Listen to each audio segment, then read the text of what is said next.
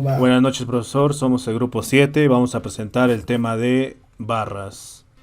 Bien, las barras conductoras son un conjunto de conductores que se utilizan como un nodo o como una conexión común dentro de la subestación eléctrica. A estos puntos se le conectan generadores, líneas de transmisión, bancos de transformadores, bancos de tierras, entre otros. Dentro de una subestación se puede tener uno o más buses, dependiendo de la necesidad de estos, para agrupar diferentes circuitos a diferentes niveles de voltaje. Se conforman de los siguientes elementos. Tenemos conductores eléctricos, aisladores y conectores de herrajes. En cuanto a aisladores, los utilizados son como soporte mecánico, que sirve como elemento, y herrajes. Bueno, teoría. Teoría. 2.1. Barras. El elemento principal de que se componen las barras colectoras es un conductor eléctrico al cual se le llamará barra. Cada juego de barras tiene tantos conductores como barras y polos que componen el circuito. 2.2. Tipos de barras. Aquí tenemos los cables, que es un conductor formado por alambres trenzados de forma helicoidal. Es el más utilizado en las subestaciones de pequeña capacidad y suele utilizar como conductores de un solo alambre. La siguiente, por favor. Ya. 2.2. Tubos. Se usa principalmente para llevar grandes cantidades de corriente, especialmente en las subestaciones interiores. Se suele usar en subestaciones compactas debido a que por las cortas distancias se requeriría más estructuras. Y 2.3. Soleras. Es la barra más comúnmente usada para llevar grandes cantidades de corriente, especialmente en las subestaciones interiores. Siguiente, por favor. Ya. Aquí tenemos materiales de las barras colectoras. El material que forma un conductor eléctrico es cualquier sustancia que puede conducir una corriente eléctrica cuando este conductor esté sujeto a una diferencia de potencial entre sus extremos. Estos pueden ser dos, cobre o aluminio. En cobre tenemos que la mayoría de conductores están hechos de esta. Ya, sus principales ventajas son: es un metal de gran conductividad, más alta después de la plata. Tiene gran facilidad para ser estañado, plateado, camisado y puede ser soldado con un equipo especial. No se oxida fácilmente, por lo que soporta la corrosión ordinaria y tiene buena conductividad térmica. Siguiente, por favor. Y el aluminio. Los conductores de aluminio son muy usados para exteriores, en línea de transmisión y distribución para servicios pesados en subestaciones. Sus ventajas son que es muy ligero, tiene la mitad del peso del cobre, altamente resistente a corrosión atmosférica, por eso se usa en exteriores, puede ser soldado con el equipo especial para aluminio y se reduce el efecto superficial y el efecto corona debido a que para la misma capacidad de corriente se usan diámetros mayores. Y sus desventajas son menor conductividad eléctrica que el cobre, se forma en superficie una película de óxido que es altamente resistente al paso de la corriente y que podría perjudicar. Eso sería todo de mi parte, gracias. Continuación mi compañero. 2.4. Accesorios de barras colectoras. Son todo aquellos elementos que nos sirven para unir elementos conductores, fijarlos a los variadores y observar los esfuerzos mecánicos de los diferentes tipos que existen en instalaciones de barras conductoras. 2.41. Tipos. Conectores. Sirven para conectar los tramos de tubos que forman una barra entre el juego de barras y las derivaciones de los aparatos. B. Puntas de expansión. Son la formada por conductores flexibles que sirven para observar las expansiones térmicas de las barras. Rajes. Sirve para la fijación o soporte de las barras sobre los aisladores. Siguiente, por favor. Ahora los materiales. Las características de un buen material para conectar deben ser las siguientes. Alta conductividad. Acá tenemos los tipos que son conector I, de un uso de circulación en I de un tubo u otro tubo, o de un tubo a cable o de cable a cable. Conector T. Derivación en T de un tubo a dos tubos formando un ángulo. Un tubo a dos cables, de un cable a otros dos, pero, o de tubo a soleras. Coples. Unión recta de tubos, extremo con extremo, de tubo con cable, o de cables de tubo con solera o de dos soleras. Reducción. Unión recta de tubos, extremo con extremo, que absorben cualquier movimiento longitudinal de los tubos o de las soleras. Conectores T en expansión. Expansión en T de un tubo a otro tubo, que absorbe cualquier desplazamiento de los tubos del sentido longitudinal y angular. Conectores de birlo de expansión. Unión recta o ángulo de tubo o de solera a birlo roscado. Absorbe cualquier movimiento del tubo o del birlo. Terminal de expansión. Unión de tubo a placa que absorbe cualquier movimiento longitudinal del tubo. Plenas.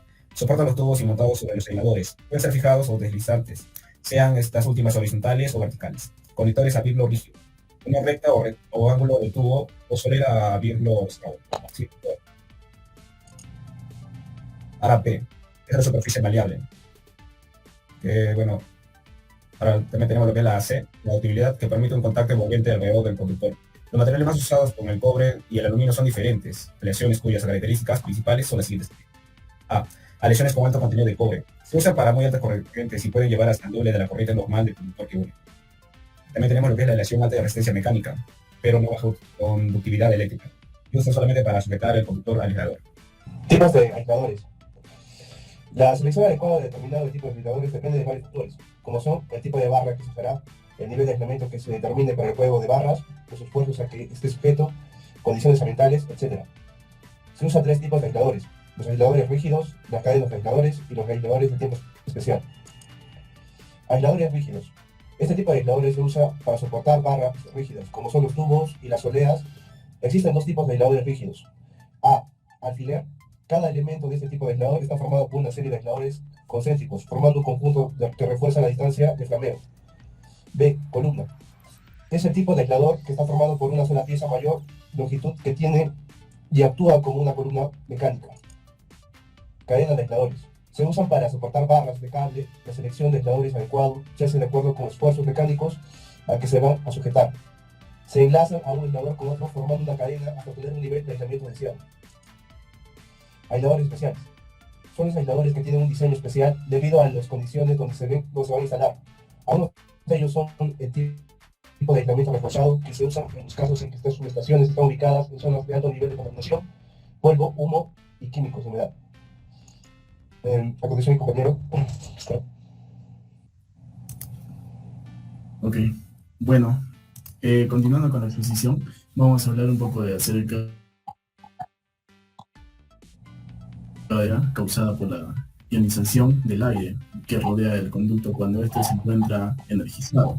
Puede oírse como un zumbido y visible en la noche, como un redondo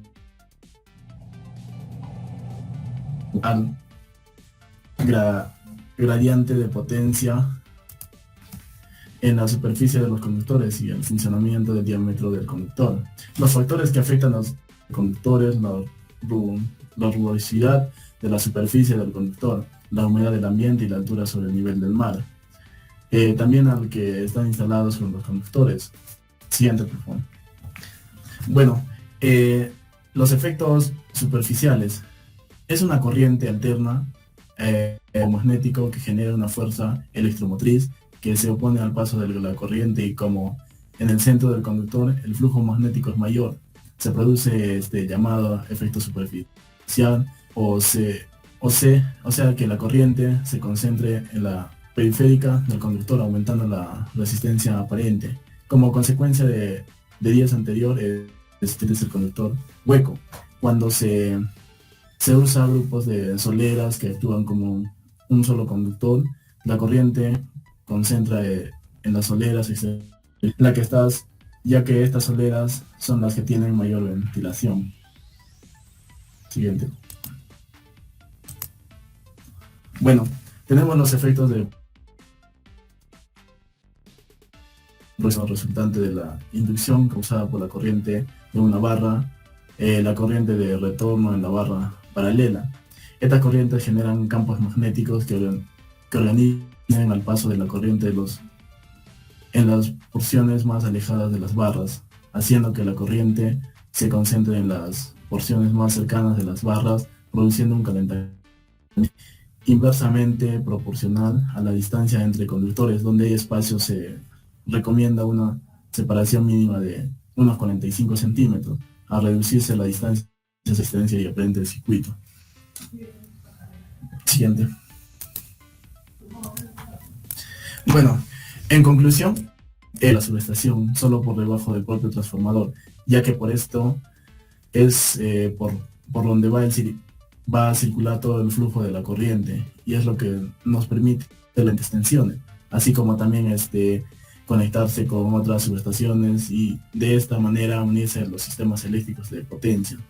Existen diversos tipos de barras colectoras, todas con un fin específico según la necesidad. Bueno, eso sería todo. Muchas gracias por todo y hasta luego.